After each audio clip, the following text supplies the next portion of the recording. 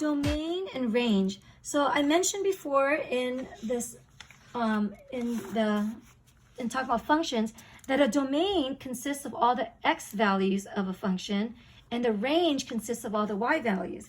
And when you do it in a graph, the x values are the horizontal and the y values are the vertical. So in number 24 here, it asks you, suppose that the relation S is defined as follows. So it's 3 points, right? Here's point 1, point 2, and point 3. So this is the x value. The first part is always the x value, and the second part is always the y values. So it's x comma y. That's what a point is, right? So a point is x comma y. This is a point on a graph. So give the domain and range of S. So the domain of this set S, the domain is going to be all of the y values. Write your answers using set notation. So the domain is going to be, set notation means these squiggly brackets that represents a set. So here the x values represent the domain. So here is a 6, comma. Here's another 6. I do not need to repeat it. And then here's a 4. And you can write it like that, or you could write it like 4 comma 6. So the order really doesn't matter. The range are all the y values. So all the y values here, so you look at this, it's -3, comma, 1, comma, and 4. And then I close the bracket. So that is the domain and the range of a set of points. Now let's look at the domain and range of a graph. So the domain and range of a graph, here says the entire graph of H, so they call this graph an H graph. Write the domain and range of H using interval notation. So interval, so let's talk about, let me see, let's figure out what the domain is. So the domain are all of the x values, right? So domain are all of the x values. And we know that the x values are the horizontal values, right? So here, the x values are everything that's horizontal on this graph. So if I'm looking at this graph from on x value, the farthest left it'll go is here, and the farthest right it'll go is here. So this is the domain. The domain is all of the numbers from here to here. It's number -3, -2, -1, 0, 1, 2, 3, and also the numbers in between, say like 1/2, 1/4, 3/4. So it's all of them.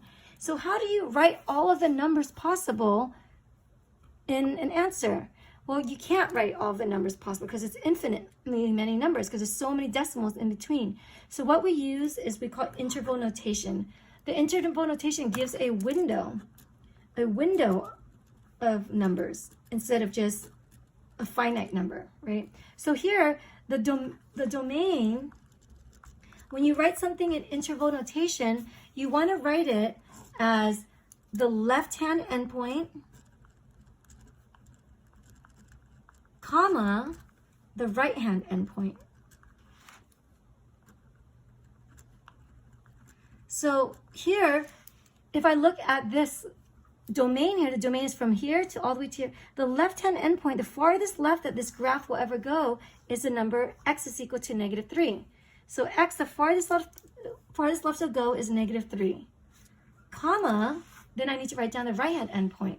And the farthest right it'll ever go is the number 3. So notice this graph goes here, and that x value is 3. So I have that, and not only do I need to have this, I also need to write down whether the endpoints are included in the domain. So here, if it's included, so here the -3 here, we see that at -3 there's a solid dot there, so -3 is included. I do a closed bracket. So this is called a closed bracket to represent that it includes the endpoint. Closed bracket includes that endpoint.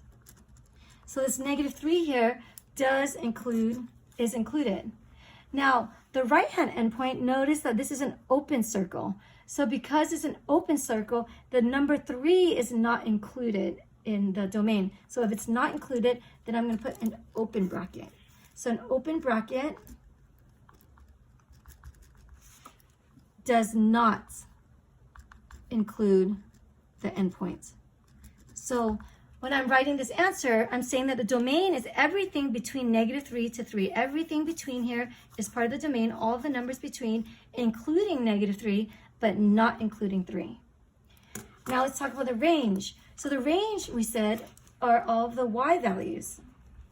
So all of the y values are what we would say are the horizontal values on a graph. So here, if I looked at this graph here, I could see that this is the farthest it'll go up, and this is the farthest it'll go down. So same story, instead of the left-hand endpoint / right-hand endpoint, I'm going to say the bottom endpoint and then the top endpoint. So I always go from the least to the greatest. So here, the bottommost y value it'll ever go to is the number -4.